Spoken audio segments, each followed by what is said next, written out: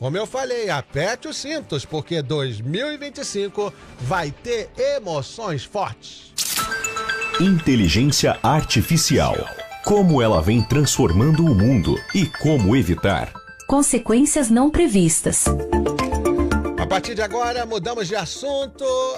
Nessa sexta-feira, dia 13 do mês de dezembro, vamos falar sobre ChatGPT e os seus concorrentes. Para falar sobre isso comigo já está aqui ele, engenheiro de software, Eduardo Ribeiro. Boa tarde, Eduardo. Boa tarde, Eduardo. Boa tarde aos ouvintes.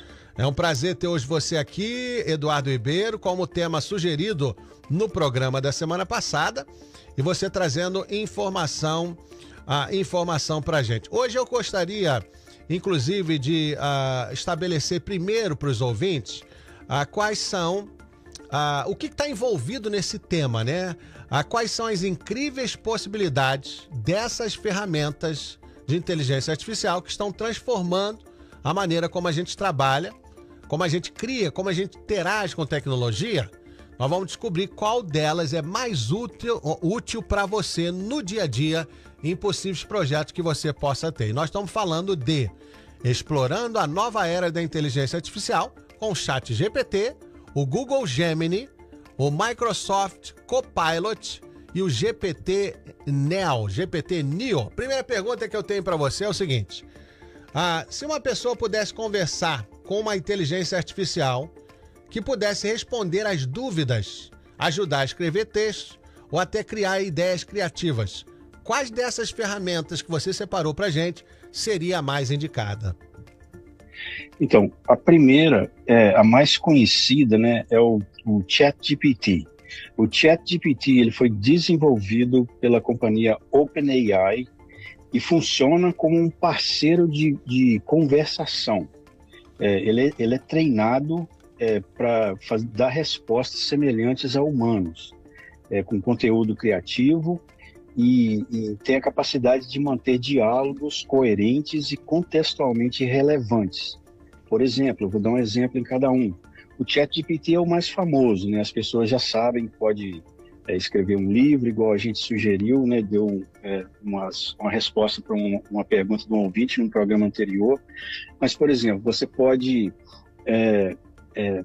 fazer um prompt, né? Prompt é a pergunta para o Generative AI, que você quer escrever uma música, por exemplo. Você coloca, eu quero que a música seja sobre a minha namorada ou a minha esposa, e fala o nome, se quer que mencione o nome, e o programa vai escrever a música para você de acordo com o seu prompt, entendeu? Então, para essa pergunta, o que eu aconselho principal é o ChatGPT. Certo. Olha, nesse exemplo aí, teve até o Péricles, aquele pagodeiro, né, que na entrevista no Fantástico, pediram ao ChatGPT para fazer uma pergunta, para fazer uma música com o estilo de compositor que o Péricles tem. E ele mesmo, Péricles, viu a resposta e viu, essas são palavras que eu uso mesmo. Então, realmente é algo interessante. Eu já fiz uma pergunta assim ao ChatGPT em relação a um texto que o William Bonner escreveria. E aí ele botou lá, e tem algumas palavras que a gente identifica e tal. Agora, imagina que uma inteligência artificial que consegue entender e criar não só textos, mas também essa inteligência cria imagens, sons ou até vídeos. Dessas que você citou, qual você acha que tem mais capacidade de fazer trabalho multimídia? Nesse caso, o Google Gemini é o mais aconselhável. O Google Gemini ele é semelhante ao assistente com experiência em multimídia. Ele pode processar e gerar conteúdo em vários formatos, incluindo texto, imagens, áudio e vídeo. O Google Gemini ele veio para praticamente salvar o Google, Eduardo. O Google é a maior ferramenta de pesquisa usada no mundo, mas as respostas dessa ferramenta de pesquisa, ela está vendo muito conteúdo que não é relevante ao que você está perguntando. Então, o Google tentou consertar isso, eles lançaram, inclusive foi até semana passada, chama New Web Core Content. Para os websites têm que seguir uma certa regra para eles continuarem aparecendo nas pesquisas. mas o Google Gemini usa inteligência artificial para dar resposta. Inclusive, se você faz uma procura no Google hoje, o Google Gemini vai kick in e ajudar na resposta. Vai ter 3 tipos de resposta. Vai vir a resposta normal, que é do Google, da pesquisa do Google normal. Vai vir o AI Overview. Em cima da resposta vai estar escrito AI Overview, que dá uma resposta de acordo com inteligência artificial. E o Search Engine Results Page, que é de acordo com as regras criadas pelo Google. Então, para multimídia, para fazer vídeos, para fazer áudio, imagens, essas coisas, o Google Gemini é melhor do que o ChatGPT. Interessante, hein? Lembrando que você que é dono de empresa, você que tem uma empresa, pode fazer trabalhos também, contratar o trabalho do Eduardo Ribeiro. Você que está procurando uma maneira mais inteligente, por exemplo, de gerenciar o seu negócio, sintonize e conheça a empresa ERP Cloudbook. É uma nova geração de software de planejamento de recursos empresariais. Por isso que tem o ERP na frente. Seja para gerenciar finanças, estoque ou até relacionamento com clientes, o ERP Cloudbook oferece solução completa e até personalizada para atender às suas necessidades.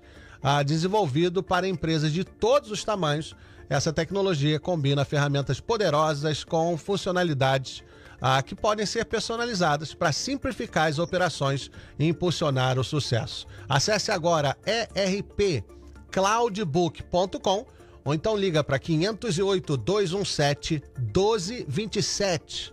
508-217-1227. Entre no site para saber como você pode transformar o seu trabalho e valorizar o que você está fazendo, otimizar tudo, tá certo? Vamos para mais uma pergunta aqui sobre o nosso tema de hoje, que são os concorrentes do ChatGPT. Por exemplo, se você usa um programa como Word, Excel, PowerPoint e quer uma ferramenta que ajude a automatizar tarefas repetitivas e também que aumente a produtividade no trabalho, qual dessas ferramentas seria a ideal? Nesse caso, o Microsoft Copilot, que ele tem uma associação ao ChatGPT, né, a OpenAI. E a Microsoft usa o ChatGPT, a OpenAI, para formar o Microsoft Copilot. O Copilot, ele é designado a aumentar, isso foi ordem do Bill Gates na companhia, Eduardo, aumentar a produtividade em ambientes profissionais. Ele quer que o Generative AI ajude os escritórios, as pessoas a ter mais produtividade usando os produtos da Microsoft. Por exemplo, o Excel, por exemplo, muitas empresas usam o Excel para fazer reports, né, relatórios, e o Excel ele faz cálculos também complicados, né? E então a inteligência artificial pode ajudar nesse caso, entendeu? Os produtos da Microsoft, os produtos principalmente do Office da Microsoft, o Microsoft Pilot é a melhor opção, mas ele funciona também igual o ChatGPT. É o ChatGPT e principalmente direcionado aos produtos da Microsoft. Olha, tem 2 perguntas aqui. O Felipe Dias está perguntando, pede para ele repetir o site dele ou a página dos conteúdos dele que ele falou na semana passada. Isso, é rotinaartificial.com. Tem certeza que é .com? Porque ele está falando semana passada, pesquisou e não achou. Não, é sim. Ou então artificialroutinein.inglês.com, mas todos os dois. Rotinaartificial.com. E aí a ouvinte Rose faz uma pergunta interessante. Olha, qual seria melhor desses aí para fazer um roteiro de viagem? Eu não gostei do roteiro do ChatGPT. Então, exatamente. O Google Gemini e o Microsoft Copilot, todos os dois seriam bons, mas nesse caso você vai ter mais respostas mais avançadas com o Google Gemini. Por quê? Porque o Google Gemini ele vai usar todos os recursos que o Google tem para dar a resposta. No caso, ele vai estar ciente de lugares, então o importante é fazer a pergunta correta. Quanto mais elaborada for a pergunta, melhor os resultados vão ser. entendeu? Mas Certo. primeiro eu tentaria com o Google e segundo com o Copilot. Foi uma pergunta interessante, né? Porque isso é uma necessidade específica. Olha, se você quer melhorar, otimizar a funcionalidade de certas tarefas na sua empresa, entra no site que eu te falei, que é o site erpcloudbook.com. Ou então você pode ligar para 508-217-1227, tá certo? Agora, se uma pessoa quer customizar mais ainda, por exemplo, a pessoa quer uma ferramenta que atenda a necessidade específica dela, como criar algo para o trabalho ou para o estudo. Qual dessas opções permite mais você personalizar do seu jeito? Eduardo, esse é o mais complexo, né? Exige uma compreensão em programação, você tem que ter um treino para fazer isso. É o GPT-Neo. O GPT-Neo é a mesma coisa de todos os outros três, mas elaborado especificamente para suas necessidades. Eu vou te dar um exemplo. Eu tenho um servidor que eu programei o GPT-Neo e ele me ajuda com programação. O jeito que ele funciona é específico para a minha necessidade. Por exemplo, eu começo a escrever um programa e esse programa, vamos dizer, tem 300 linhas de código. À medida que eu vou escrevendo o programa, ele vai me mostrando, mas tipo assim, meio apagado, o que possivelmente eu estou tentando chegar. E se for aquilo, tudo que eu tenho que fazer é apertar o tab. Aí ele escreve para mim essas 300 linhas de código, mas eu começo a escrever e observo as respostas que ele está procurando para me ajudar. Se não for aquela, eu só continuo escrevendo até ele acertar. Geralmente eu tenho em 300 linhas de código, sem exagero, Eduardo, verdade mesmo. Eu tenho que escrever as primeiras 10 ou 20 linhas, o resto eu não preciso mais. Isso aumentou a capacidade de desenvolver software 72% mais rápido. E, nossa, isso é uma bênção. Olha, tem uma pergunta chegando aqui, eu só queria confirmar as respostas das 4 perguntas que eu te fiz, porque eu vou passar para os ouvintes esse roteiro que você preparou. Eu anotei da pergunta número 4, é o GPT-Neo. Da 1 a 3, vamos recapitular? Qual é a resposta da 1? Você tem isso aí escrito ou tem que falar de novo? Não, eu tenho. A resposta da 1 é o ChatGPT. Ok. A resposta do 2 é o Google Gemini. Google Gemini. Uhum. A resposta 3 é o Microsoft Copilot. Ok. E a resposta 3 é o GPT-Neo. Resposta 4 seria o GPT-Neo. Copilot é 4, 3.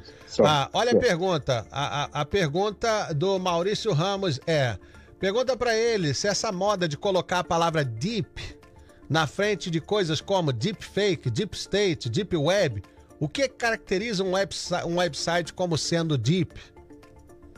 Olha, é muito importante essa pergunta dele, e eu vou dar um outro exemplo também, vou responder e dar um outro exemplo. Cuidado com o significado das palavras no mundo e na indústria que você pretende usar ela. O deep, por exemplo, eu recomendo não usar essa palavra, porque por causa da palavra deepfake. Uma ferramenta, ou inclusive até uma ferramenta de busca, ou inclusive até a inteligência artificial, pode associar o que você está tentando dizer com deepfake. Então fica longe dessa.